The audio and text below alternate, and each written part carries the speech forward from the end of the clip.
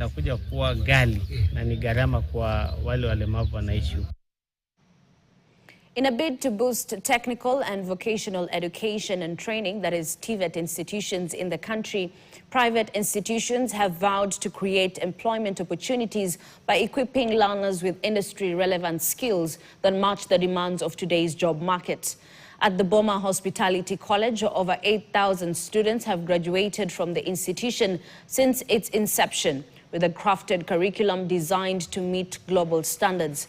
The government, through the Ministry of Education, is undertaking significant reforms in the technical and vocational education and training sector by modularizing the curriculum. We believe in hands-on training. The industry we are in looks at the skills.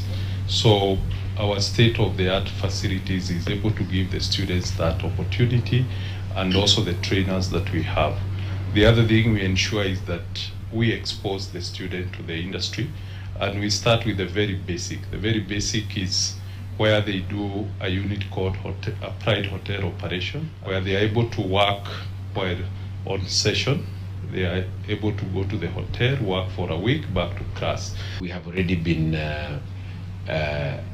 appointed as a recognition for Prayer Learning Center, an RPL center within Kenya, and TVET.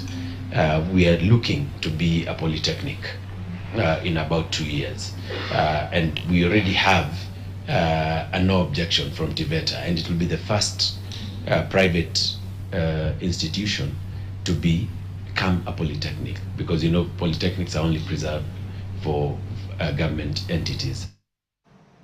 Well, that's how we wrap things up here at Weekend at 1. Thank you so much.